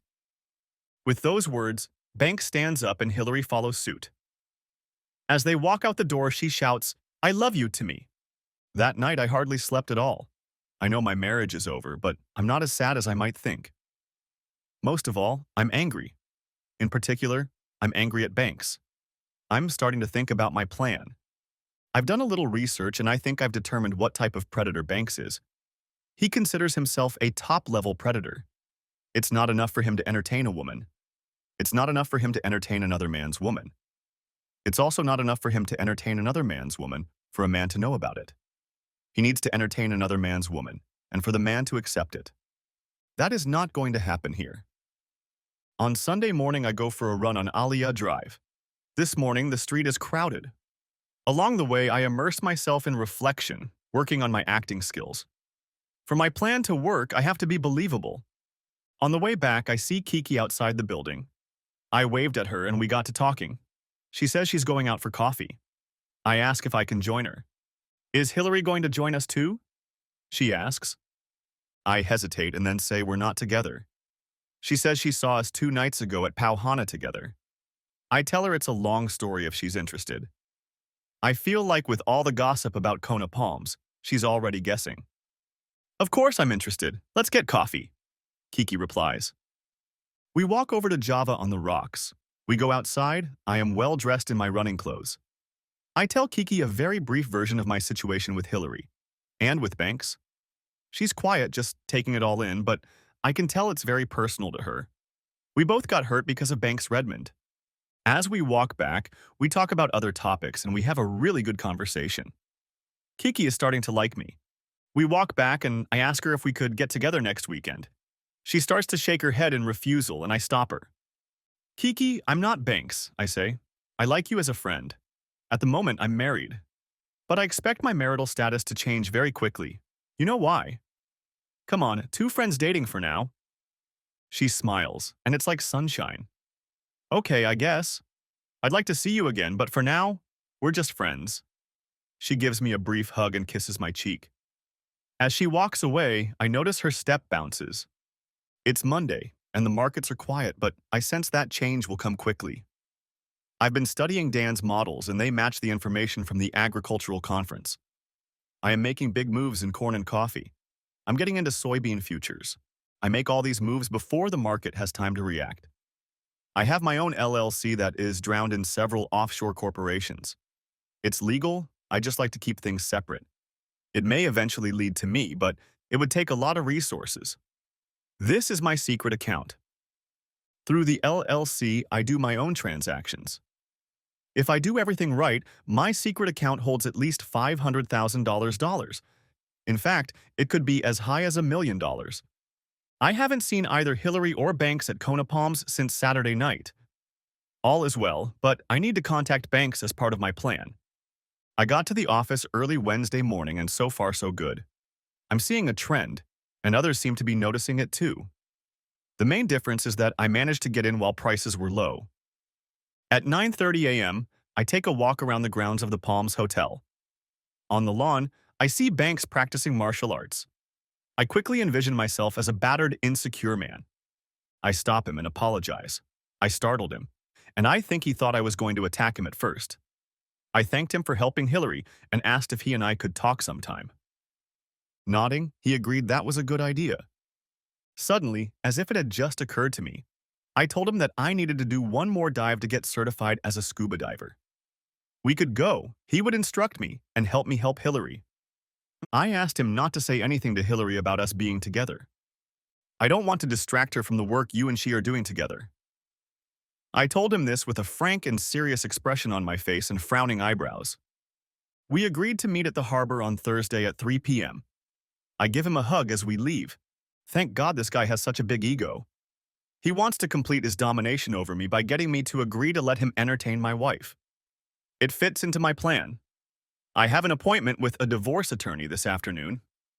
I discussed the situation with my new attorney, Gerald Chin. He asked me what level of aggression I wanted to approach this case with. Humiliation with time off from work, restraining orders, accusations of adultery. What would I want to do? I tell him I need to think this through. I ask him to start the paperwork. I get up early Thursday morning. There is a lot to do. First of all, I have a long bike ride north on Aliyah to the Queen K Highway. I get back before 10 a.m. I look at the markets and everyone seems to be following my forecast, I'm supposed to meet Banks at the harbor at 3 p.m. After running around a bit, I get there shortly after 2 p.m. I carefully reload my gear onto his boat. I'm wearing a cheap flowery Hawaiian shirt and a large clip-on hat. I never wear clothes like that. He shows up at 3 in the afternoon. I act submissive and obey him, trying to hurt his ego. We chat non-stop as we settle in. Brian, he begins, I thought you had an inner ear problem that made you unable to dive. He asks. I got another report and was told that I'm probably diving too deep too fast. It'll take me longer to get down to reef level, but I've been assured that if I go down slowly, I'll be fine. It was utter nonsense, but he bought it. Tell me, I ask, how's Hillary doing? I'm so glad his ego is so inflated. I don't feel any suspicion about what I've done. He says she's evolving. He has put her in a program that helps her find herself. She is blossoming, and her beauty is blossoming too. He says she is overcoming insecurities and expanding her horizons in all aspects of her life. In fact, he says, when she is back in your bed, you will be very pleased with everything she has learned. I will be happy to be her instructor, and you will be the recipient of the skills she has acquired. Hillary is a very sensual woman. It took all my self-control not to hit him at this point, but I remain nonchalantly submissive. I nod my head as if everything he said suddenly makes sense. Thank you. I tell him with a look of awe on my face. He buys it. The average man, he nodded in my direction, has no idea what to do with a beautiful woman like Hillary. You have to understand them first and separate all the layers until you know exactly what they want. I have helped many women better understand their own sexuality. Like I said, that's my gift to those I counsel. If the sea had been a little more rough, I would have written off my nausea as seasickness. But no, today the sea is calm. In life, you will meet people who are not like members of the animal kingdom. He continues. There are predators in nature. The same can be said of humans. Brian, I will tell you without false modesty that I am at the top of the food chain. I see what I want and I take it. I'm a predator. I try my hardest to act like his every word makes divine sense. It's really disgusting. Ah ha ha, he proclaims. We're here. I'm going to drop anchor and disconnect. My scuba gear is in these bags. Get them out and we'll get started, he commands as he dives underwater. It doesn't get any better than this. I grab his short wetsuit and get him ready to dive. By the time he surfaces, everything is ready. I'm still rummaging through my gear in my large carry-on bag. Looks like you're packed for the week, he says. I just laugh. As I put on my shorts, he notices a peculiar odor. He sniffs the air and a puzzled expression appears on his face. I stand a little farther away, but watch him closely. He shakes his head, as if this is just one of life's little mysteries, and walks down the stainless steel ladder into the sea. Before diving underwater, I tell Banks, it will be about 15 minutes before I get down to the reef. I need to descend slowly. I explain. He waves his hand as if my situation is of no consequence to him. It does. When Corey used the attractant, he only used half the bottle. I wonder what the reaction would have been with a full bottle. The last step is that I raise the dive ladder to the deck. There was now 3 feet of smooth fiberglass between the ocean and the deck railing. That's a hard thing to get across. I put the shorty on in case he shows up. Now I'm just waiting for the show to start. Nothing happens at first. Did I do something wrong? I wait and watch. After a few minutes, I notice that the surface of the ocean has changed. I notice the dorsal fins. There they are. A moment later, Banks surfaced 20 yards away from me. Shark! He yells and swims frantically toward the boat. I watched it with horrified admiration, feeling no remorse. Strangely enough, he made it to the boat, but found that the ladder was missing. Brian, he shouted, get the ladder down, there are sharks in the water. But I thought you were a predator, I said with mocking sincerity. Brian, for God's sake, please help me. And he went underwater. The sea surged with the underwater attack. Clouds of dark red blood floated up from below. That was all I saw of Banks. He floundered some more and soon the sea calmed down. I waited an hour to launch my small, inflatable boat. I was nervous even doing this considering how many sharks I had seen. I headed towards the beach.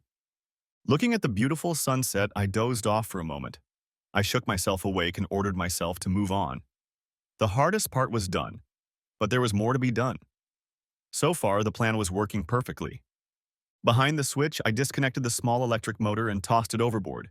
It sank like a rock. Then I put on my backpack, pulled out my knife, and cut the inflatable raft. Because of the tides, you never know where the pieces of this raft will be thrown. I swam toward the shore. The sky was turning dark blue. I came upon a field of or lava. I hid my gear in the back of the field, away from places where it might be found. M Beach was closed on Thursday, so I was doubly protected from possible thieves. I found my stash and changed into my running gear. Putting on my backpack, I cautiously walked over uneven terrain toward the lights of the highway. It was 11 miles in the dark to the Kona Palms Hotel. The first half of the way, I was spurred on by the adrenaline from the day. The last half gave me a hard time. It had been a long day and gas was running low. By the time I got home, it was almost 9 o'clock. In the evening, I just sat in my apartment and thought. Mentally, I was analyzing the past day. I didn't think I would be spotted on Banks's yacht. I was wearing a funny shirt and a hat. I kept my head down when we left the harbor. I wiped down every single thing on the boat that I touched. I finally decided that no one saw me run out onto the highway. It was dark. The events of the day flashed through my mind. Despite the horrific attack and Banks's death, I felt no remorse. I know I could never tell anyone about that day. Friday dawned a new day, and at 5 in the morning I was back at work. Just another normal day. The markets were behaving as the more aggressive models predicted. I was slowly selling my positions. I was getting out of the game. I calculated that my trading commissions alone brought me about $40,000. For my LLC, my gross income before taxes was over $700,000. By mid-afternoon, I was a little surprised that I hadn't heard anything about Banks or Hillary. By the evening news, there was a report of a missing person and an abandoned boat anchored off the coast near the airport. Friday night, Hillary knocked on the apartment door. All day I'd been thinking about how to play it. I knew this moment would come. "Hillary," I say in surprise, "what do you want?" My role is the jilted husband. It's actually not that hard to play her. She hugs me with tears in her eyes. "Brian, Banks is missing. They found his boat at sea, but he wasn't on board," she cries. I don't respond to the hug. My arms lie helplessly by my side. I pull away from her and ask what's wrong. "Brian's all over the news," she says. "They found his boat, but there's no sign of Banks." Now she's sobbing. I look at her as if trying to comprehend the situation. I pause for a moment, then say, "I'm sure he'll show up. There's probably nothing to worry about." She looks at me with a glimmer of hope in her eyes, thinking that maybe I was right. I walk over to her and she seems to think I'm going to put my arm around her, put my hand on her back and gently lead her to the door. "I thought you said you were moving in for a week. You have a few more days." I say this without any emotion. She looks at me with a misunderstanding look. "Brian, you're kicking me out of my own home. I need you now more than ever." She stammers. "Looks like you didn't need me while you were having fun with Banks at his apartment," I say. "No more games," I'm furious. "Brian, sex isn't a big deal. Banks says it's just a different way of communicating. Our traditional morals keep us from finding ourselves. Please don't let a little thing like sex get in the way of our growth together." "Get out," I shout. If I hear that self-actualization crap one more time, I'm going to throw up. As she walks away, she sobs. Sunday morning, Kiki and I have coffee again. I make sure we only look like friends. No hugging, no kissing, no holding hands. Nothing. We get along great. We talk about Banks a little, but not much. First of all, I don't want to seem too interested in him. That might seem suspicious. Second, I really don't care. Don't get me wrong, I would love to hug and kiss Kiki. I have a feeling she would love that too. I'd love to just hold her hand. For a number of reasons, I shouldn't rush into it. Back at the apartment, I turn on the news. The first thing I hear is a gruesome find on a popular beach near Kona. A severed arm, possibly from a shark attack, washed ashore. That's it. On Monday, Hillary tries to call me, but I don't pick up. Then I get another call. It's the police. They say they're investigating the death of Banks Redmond. They come into my apartment and we discuss Thursday, the day Banks left the harbor. The detective mentions that they think I may have been snorkeling with Banks. I deny it. I told them about my inner ear problems and gave them the name of my doctor to check if they wanted to. That was the last I heard from them. I changed the locks on the apartment, but Hillary keeps trying to reach me. I hear sobbing voicemails and banging on the apartment door day and night. On Friday, I called Gerald Chin and tell him I want her taken to court. I also want a restraining order citing that she is abandoned and adulterous. He asks when, and I tell him Friday night at Kona Palms on Alaya Drive at 7 p.m. Pauhana will be performing there that night. It's a low-key event just past the news of Banks's horrible death. He was not loved. I know this from the Palms community, but he was one of us. The investigation lasted several days, but due to lack of any other information, it was announced that it was a shark attack. Both Kiki and Hillary attend the event. I sit quietly at a small table with the Platts, Clarence, and Lynn. Hillary approaches me a few times, but my friends avert their eyes. Kiki and I smile and meet eyes a few times, but she knows to stay away for now. Amidst the blooming t-shirts, shorts, bikinis, and two bikinis, a short, dapper Asian man in a suit and tie enters the gathering. The group falls silent for a moment and then resumes their usual conversation. He approaches Hillary and calls her name. I see her nod, and he holds out a 9x11 envelope to her. You have been served. With a slight polite bow, he turns and walks away. There is silence in the Pauhana, and then Hillary is shaken by sobs. Even I get a little uncomfortable. I get up and walk off into the dark depths of the grounds before she notices me. In the distance, I can hear her sobs as she calls my name. I'm already thinking about getting a room at the Royal Kona Hotel for the night, just to avoid her, when suddenly a small hand grabs my arm. It's Kiki. Hi, she says. Want some company? I tell her yes, but I'm in no mood to talk. We walk over to her house. We talk for a bit, and I ask if I can stay over to avoid a confrontation tonight. She agreed. Just don't get me wrong, she said. I did.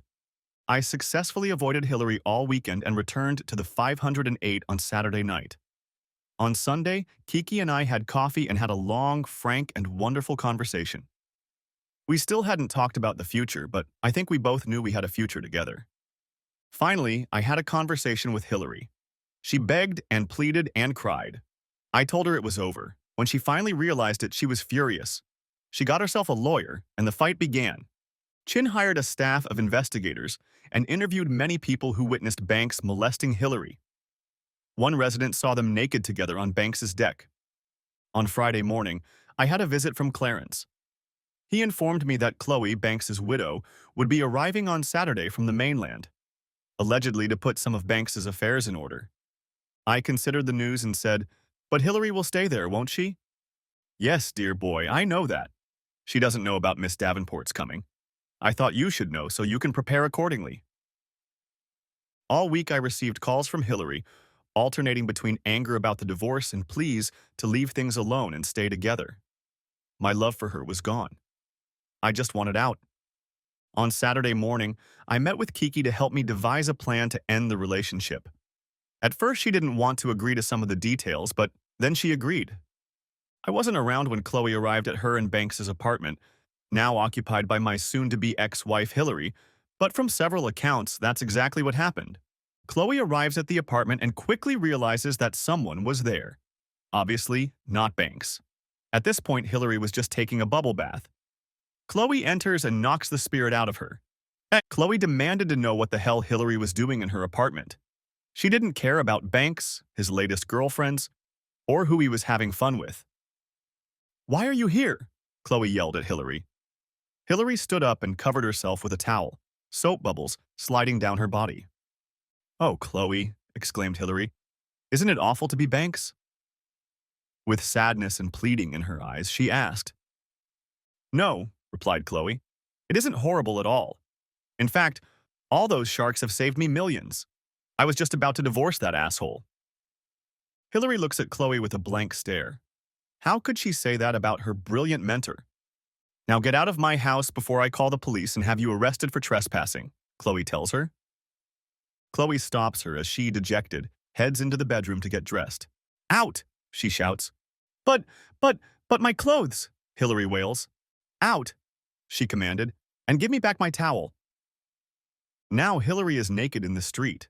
Kind Lynn and Clarence rescue her and give her clothes before she strips even more. Apparently, one of the residents peeked.